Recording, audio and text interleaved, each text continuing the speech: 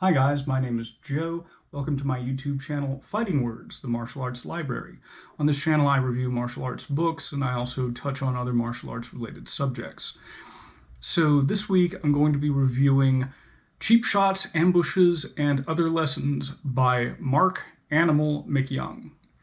So this book was published by Paladin Press originally in 1992. RIP Paladin Press, I bought a lot of your stuff. So, Marc MacYoung is a gentleman, he probably wouldn't like me using that term to be fair, a gentleman out of California who does a lot of work in things like self-protection. He comes at this primarily as someone who was a bouncer and also somebody who worked on the streets and I guess got involved in biker gangs and stuff.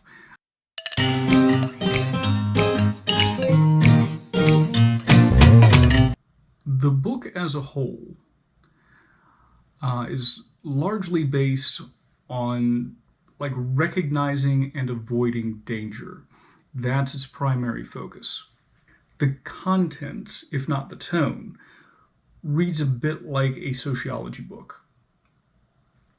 Now, normally I'd go through something like this chapter by chapter.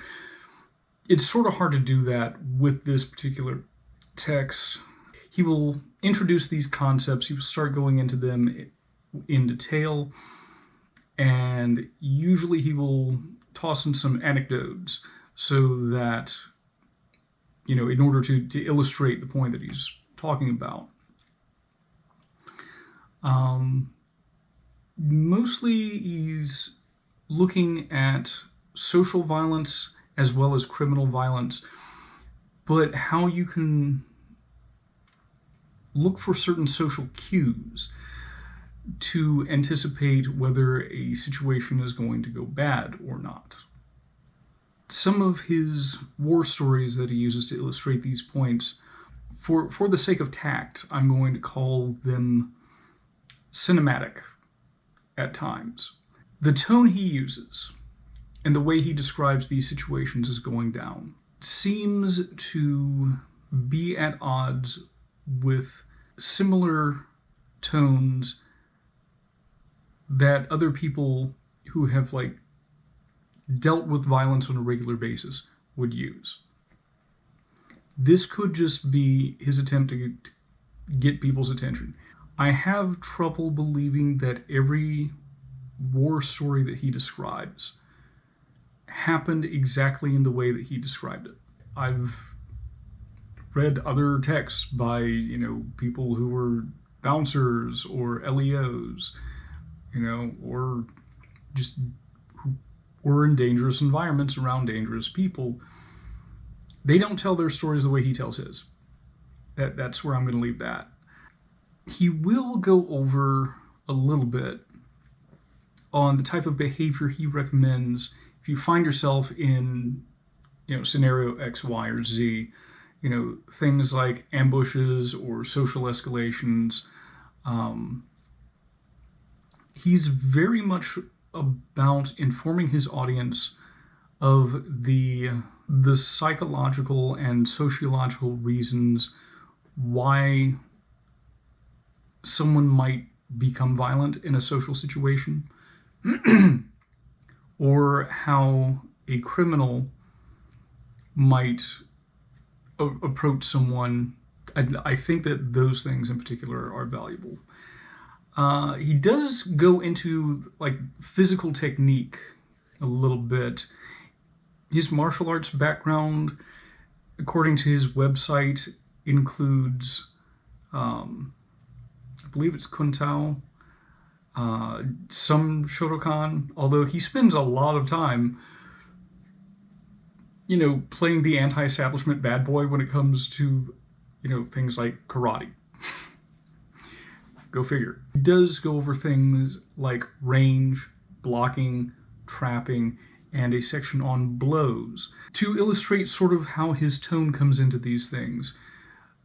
The heaviest shots you throw, he refers to as 90-night bunny rabbits, or NNBR for short. There are some things I like about the technique work, but mostly not. I frankly think the technique work is probably his weakest portion.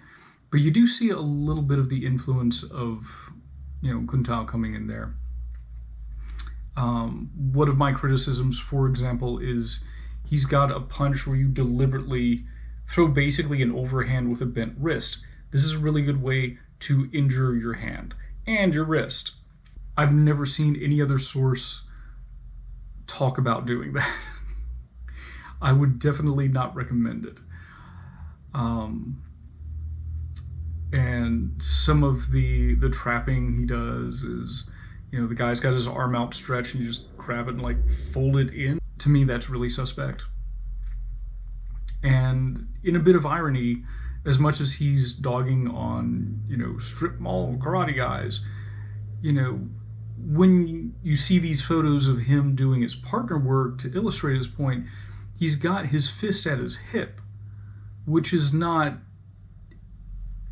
something I would expect out of someone with street fighting experience, but something I would expect out of what someone from a strip mall karate place thinks self-defense looks like.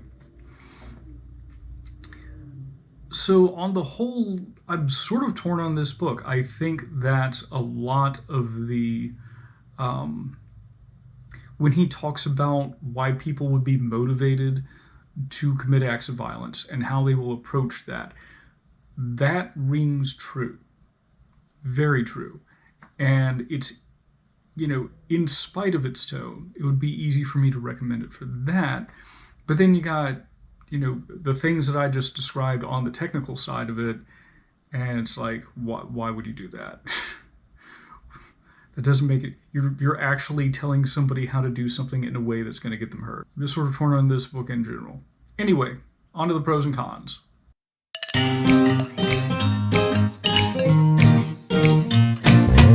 So for the pros, I think it does an excellent job of illustrating how particularly social violence could occur and the things you can do to avoid it.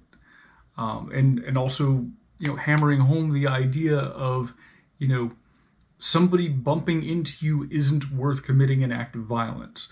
I think he's at least credited with coming up with the term monkey dance, which is, or escalato. I know he's used that in other books. But the idea of,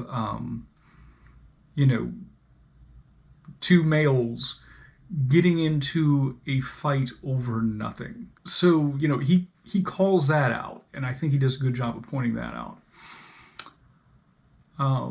So yeah, I think that is the strong point of the book, is pointing out how things can escalate.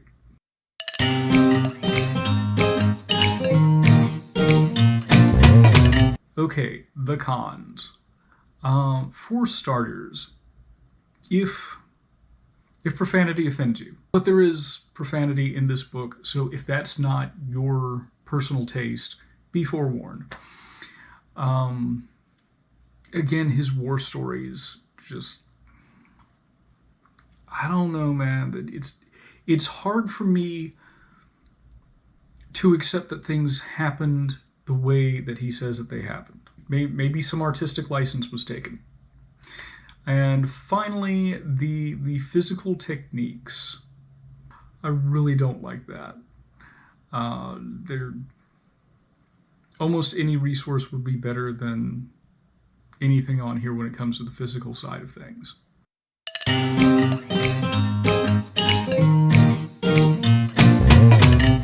So, who would I recommend this book to? I actually did a little bit of looking online before I did this review, and not specifically for, looking into Mr. MacYoung's background.